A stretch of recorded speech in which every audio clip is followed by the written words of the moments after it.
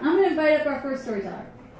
And this guy is somebody I've known for a little while, but I feel like I've known him for a long time. And he's a really sincere and powerful presence. I don't think he even knows his own power. I'm going to tell you a short story about him. He tried to get off the hook tonight. He called me a few minutes before and he's like playing the dead uncle card. Oh my God, I can't believe I'm saying this. I'm so sorry, I have no filter. His uncle passed away on Friday, and it felt good that he's very sad. But I was like, you're still coming. You can't use that as an excuse. It's going to be okay. I'm going to get you in there and up and then out to go do the things that you need to do. But I know that this guy has a bright future in storytelling, and I didn't want him to sabotage himself, because he really is an impactful guy with a great story. So please welcome up my friend, Charles Hicks.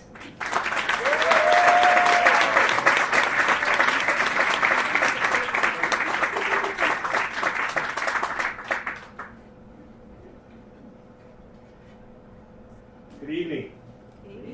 Hi guys, my name is Charles Hicks. As Maureen said, thank you for the introduction and throwing me under the bus. So, 10 years ago, in January 2009, I started working at a health club out in Wheaton. I worked as a customer service rep in the fitness department. I was working in freight logistics, and I had an interest in perhaps moving over to do personal training. I was always an active person. I enjoyed all types of forms of cardio, lifting. I played a lot of golf back in the day, and on my weekly workouts, I added more cardio, including spin class and swimming. I had a couple friends who did the Naperville Sprint Triathlon in previous years, and it certainly got me interested. I remember hearing a motivational speaker talk about doing an Ironman triathlon, and I always thought, triathlon, that'd be kind of cool, So a sprint tri was a great place to start. So I entered my first triathlon later that summer. This is 2009, and practically drowned. You think you're swimming all over you, right? You're in this pool, and it's like, what the hell is going on? So I got out of the pool, and I was probably dead last, minus the senior citizens. And keep in mind I'm 33 at the time. And my friend's wife cheered me on. She's like, "Yeah, Charles." But anyways, I got on the bike and I did my 12 miles through the mean streets of Naperville. And I finished my 5K. It took me 2 hours and 2 minutes to finish, and I was overjoyed. And I was asked by the Daily Herald. There was a reporter there. He was going around asking people, and I'm out of breath and huffing and puffing. He's like, "Hey, so what did you think?" I thought, "Man, that was awesome. I'm an adrenaline junkie." He's like, "Would you do it again?" I'm like, "Yeah, I'd do it again." So that started my entrance into doing endurance sports. So my best friend, fast forward, this is August, so a couple weeks later, August of 2009, I go down to visit my friend who's a professor at Indiana University. And he was having his first kid. That kid now is 9 years old. I guess I'll soon be 10.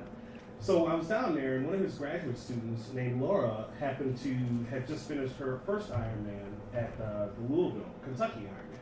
So her and I talked, and we swapped numbers, we swapped emails, and Facebook friend, 10 years ago still. So not everybody was on Facebook yet. And I really got the bug talking to her about triathlons. I thought, okay, I could do this. And in typical Chuck Hicks fashion, I go by Chuck Charles, my dad is Charlie. I thought I could do an Ironman by 2011, 2012. Keep in mind, I had not run 5 miles, right?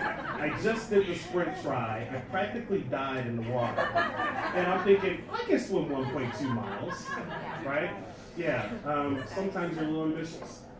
Well, anyways, so Laura and I caught up, and she gave me some tips, and I got a swim instructor, and I started biking more. I did go over 5 miles of running. I actually ran about 9 miles later that winter.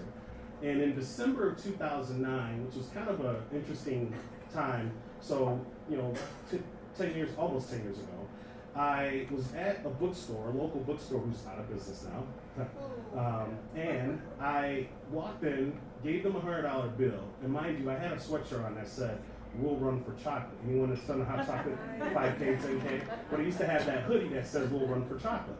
So I walked in, gave the lady at the coffee counter my $100 bill, she said, "Oh, we don't use a marker. I have to see if the manager, just will make sure that it's okay. You can sit down in the cafe." Well, the manager comes over to the counter. He looks at me. He looks at the bill.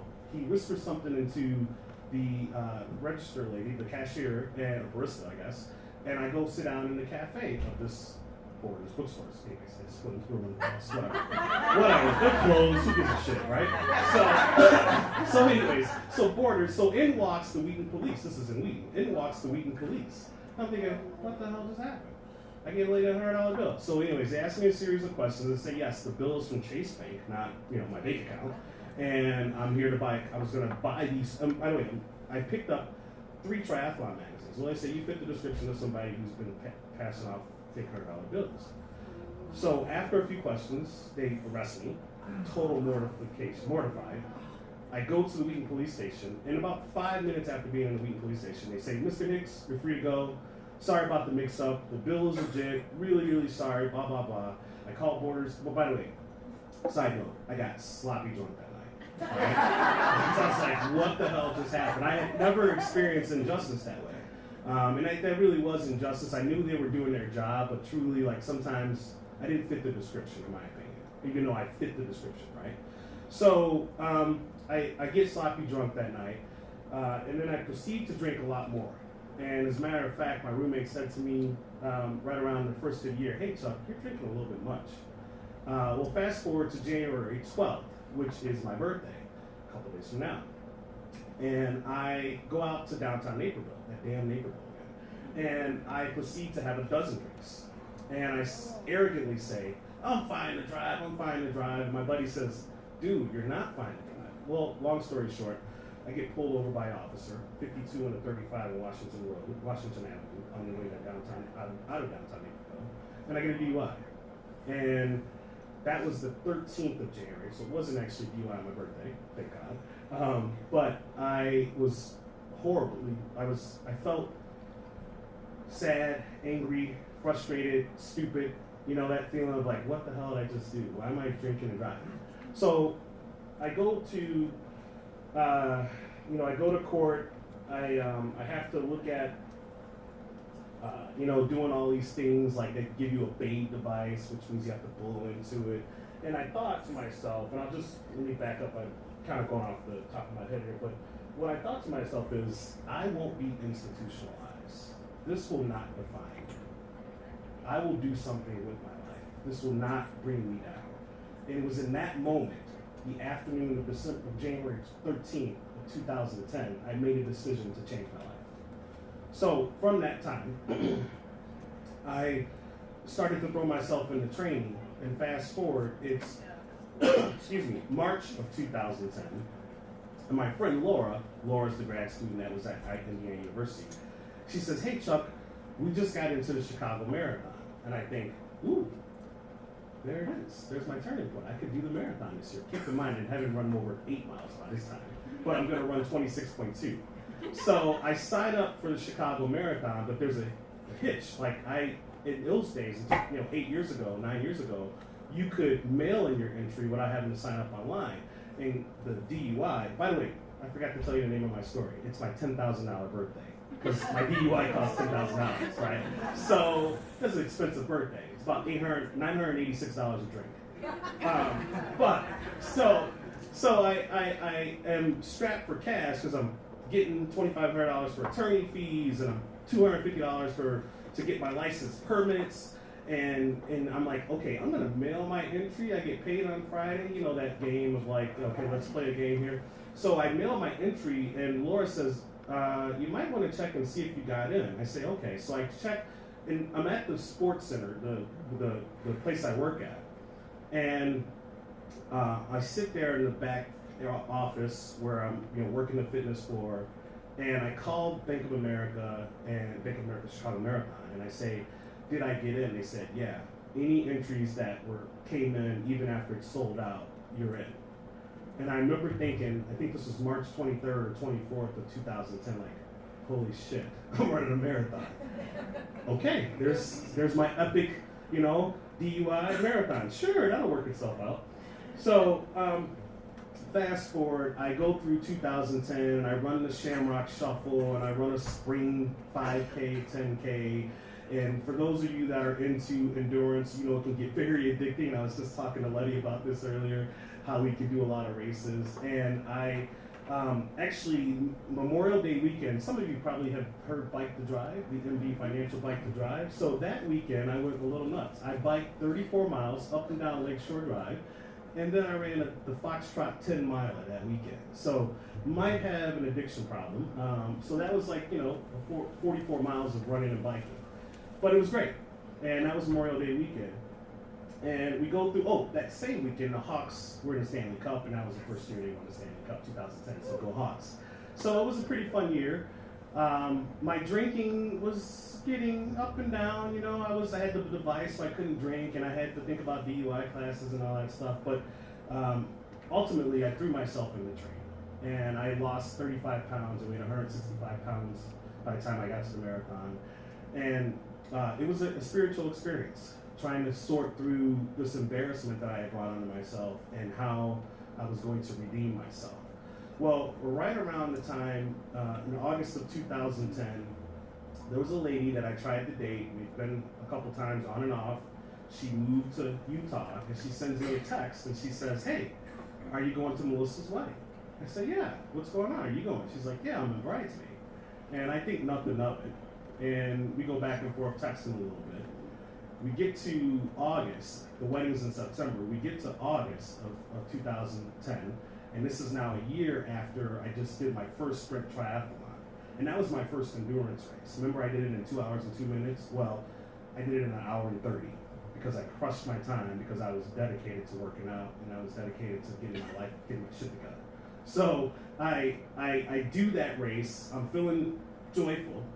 Joy to the world. I'm feeling joyful about that and pretty excited about myself. And then I go on to do the Lake Geneva triathlon, and that was my fastest 5K for a triathlon, and I was pretty excited. Meanwhile, that lady that I happened to be talking to, she moved home and became my girlfriend. And so as the weeks were leading up to the Chicago Marathon, I was dating somebody. I had just completed 2 triathlons. I did a few other races. I was crazy to do an extended 44 miles of training Memorial Day weekend of 2010. I was losing weight. And by the way, my business was going well. I was I'm in sales, can't tell. And I was closing sales. And I was like, all right, feeling pretty good about myself. This is the saying, it's not how you start, it's how you finish.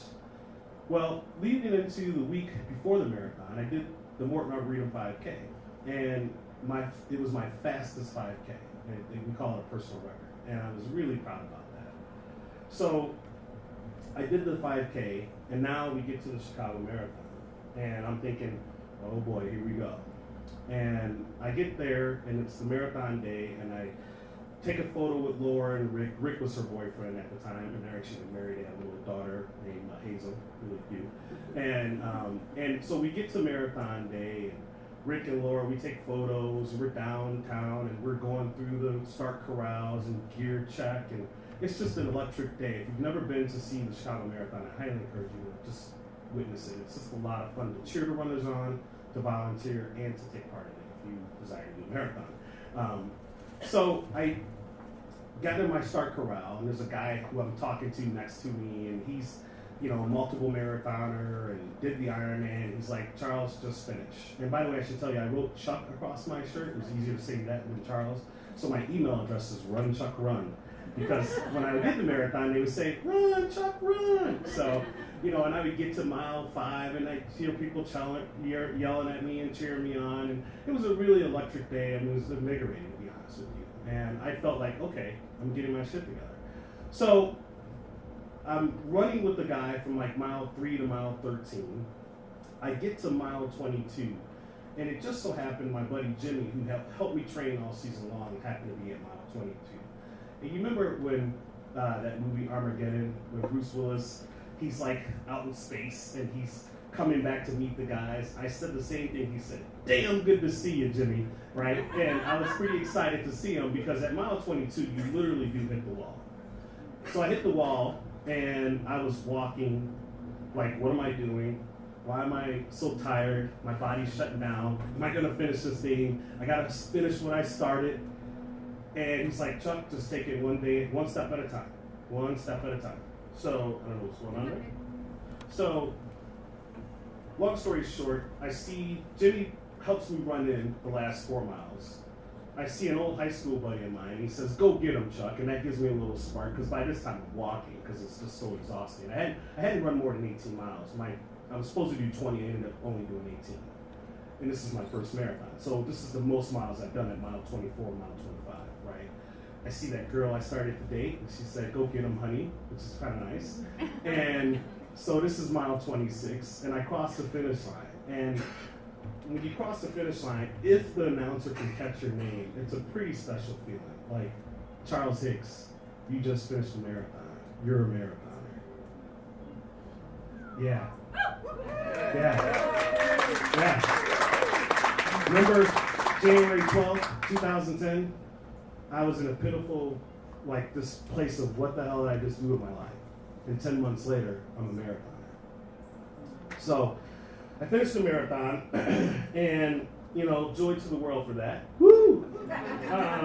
And as Maureen said, I called her to say, hey, my uncle died, I don't know, people are sick around me, I can't really. So this weekend, I was supposed to run my 8th half marathon in Charleston, South Carolina, but instead I'm flying to Houston on Thursday. But I can tell you I've completed 7 half marathons, 2 additional marathons, one last spring. Oh, here's the thing. Running has been my outlet.